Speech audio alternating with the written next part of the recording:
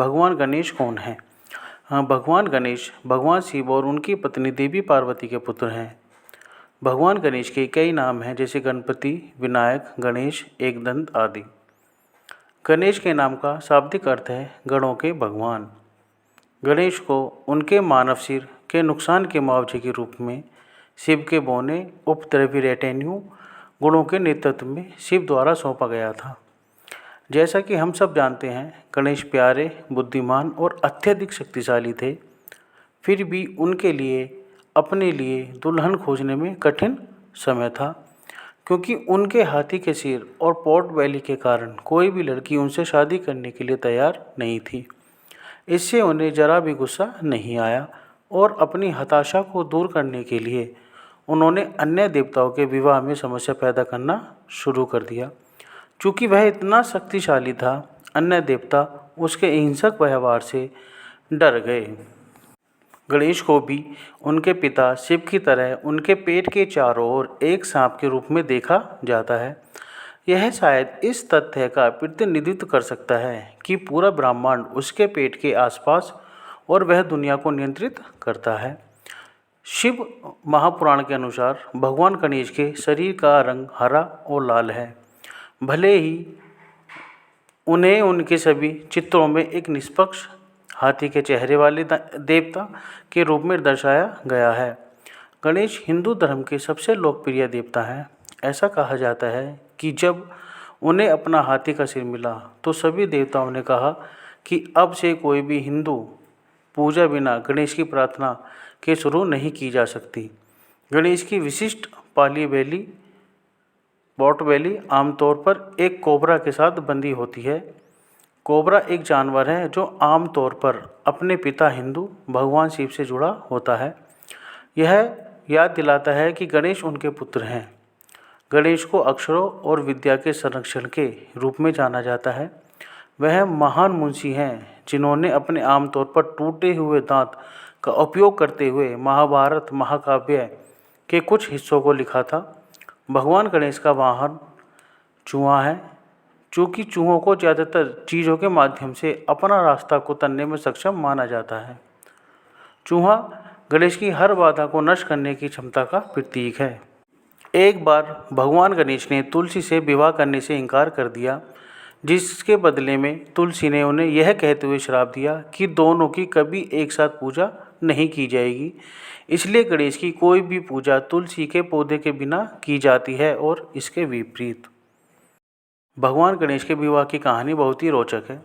भगवान शिव का परिवार, मैं आपको यहाँ जो भी कुछ भी बताने जा रहा हूँ वह शक्ति से शिव पुराण पर आधारित है।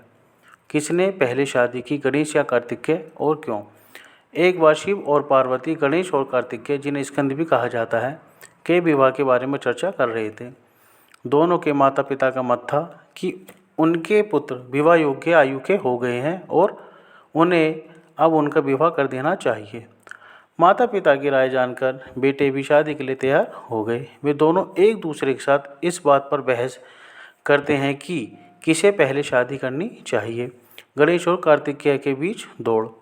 इस समस्या के समाधान के लिए शिव और पार्वती दोनों ने एक अद्भुत अभियान चलाया। इसके अनुसार गणेश और कार्तिकेय में से जो कोई भी पृथ्वी की परिक्रमा करके सबसे पहले यहाँ यानी कि निश्चित बिंदु आएगा, उसका विवाह सबसे पहले होगा। यह जानने के बाद कार्तिकेय तुरंत पृथ्वी की परिक्रमा के लिए निश्चित बिंदु से चल पड़े। भगवान गणेश को ज्ञान, बुद्धि और शुरुआत के देवता के रूप में माना जाता है, जबकि उत्कृष्ट बुद्धि वाले गणेश भी वहीं खड़े थे। उनके मन में कई सवाल हैं। क्या किया जाए? मुझे कहाँ जाना है? मैं पृथ्वी को पार नहीं कर सकता। पृथ्वी का चक्कर लगाने के बाद जो सुख प्राप्त होता है वह किस काम का? भगवान गणेश की बुद्धि। उसके बाद उसने जो किया वह वास्तव में आश्चर्यजनक और अकाल्पनिक है।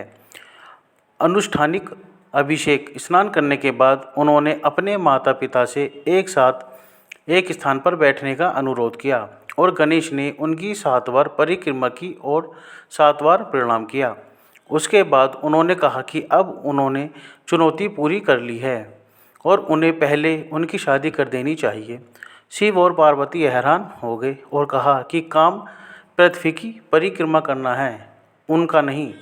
तब भगवान गणेश ने कहा, वेदों और शास्त्रों के अनुसार जो अपने माता पिता की पूजा करता है और उनकी परिक्रमा करता है वह निश्चित रूप से पृथ्वी की परिक्रमा करने का फल और पुण्य प्राप्त करता है, और जो अपने माता पिता को घर पर छोड़कर तीर्थ यात्रा पर जाता है वह उनकी हत्या का पाप पाता है। भगवान शिव और देवी पार्वती गणेश की उत्कृष्ट बुद्धि और ज्ञान से प्रभावित हुए और उनका विवाह करने का फैसला किया। उन्होंने कहा, यदि व्यक्ति कठिन समय और दुर्भाग्य के समय अपनी बुद्धि और विवेक का उपयोग करता है तो उसके दुर्भाग्य नष्ट हो जाते हैं, और जो बुद्धिमान है उसके पास बल भी है। भगवान गणेश का विवाह, उन्होंने उसका विवाह प्रजापति विश्वरूप या विश्वरूपा की 2 पुत्रियों से कराने का निश्चय किया।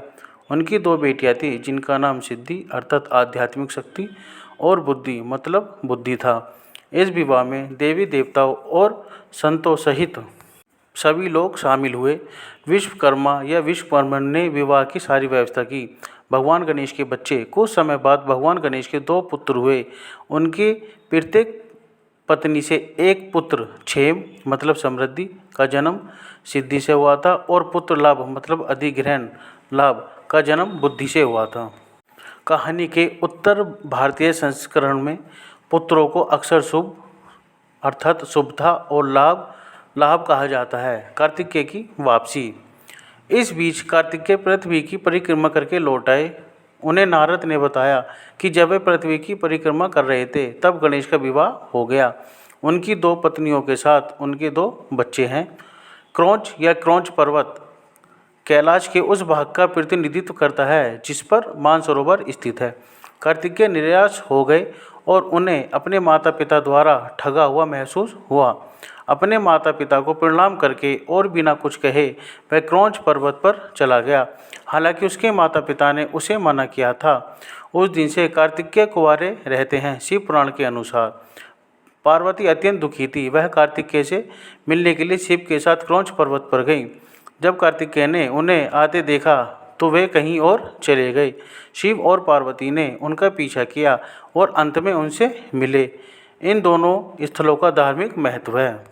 कृत्तिका नक्षत्र की पूर्णिमा के दिन कार्तिकेय के दर्शन करना महाप्रभु मंगल प्रदान करने वाला माना जाता है और मनुष्य के हर अपराध को नष्ट कर देता है।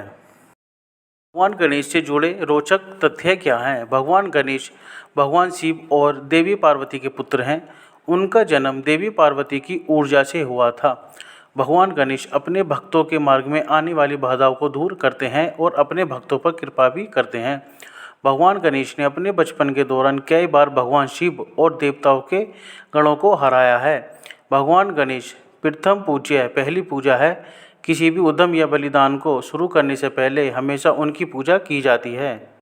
राक्षसों से युद्ध करने से पहले देवताओं ने भगवान गणेश की पूजा की थी। तब भगवान गणेश के आशीर्वाद के कारण देवता राक्षसों पर विजय प्राप्त करने में सक्षम हुए। स्वयं भगवान कृष्ण ने भगवान गणेश की स्तुति की और भगवान गणेश को महानतम बताया है। भगवान गणेश का जन्म शक्तिशाली असुर नाम गजमुखासुर के चंगुल से देवताओं को बचाने के लिए हुआ था। भगवान गणेश के वाहन चूहे वास्तव में एक असुर नाम गजमुखासुर थे। कहानी इस प्रकार है कि गजमुखासुर नाम का एक शक्तिशाली असुर देवताओं को परेशान करता था, तो देवताओं ने भगवान गणेश से अनुरोध किया कि उन्हें गजमुखासुर से बचाएं। तब भगवान गणेश देवताओं की रक्षा के लिए गजमुखासुर पर आक्रमण करते हैं। उस युद्ध के दौरान भगवान गणेश ने गजमुखासुर को गंभीर रूप से घायल कर दिया था। तब गजमुखासुर खुद को बैकुंठ मतलब माउस में बदल लेता है और भगवान गणेश पर हमला करता है। तब भगवान गणेश ने गजमुखासुर की भी सभी अत्यधिक शक्तियों को नष्ट कर दिया। उसने अपने माउस के रूप में भगवान गणेश पर हमला किया। उसके बाद भगवान गणेश उस चूहे गजमुखासुर पर सवार हो गए और उसे आदेश दिया कि वह भगवान गणेश को अपनी पीठ पर लाद कर ले चले।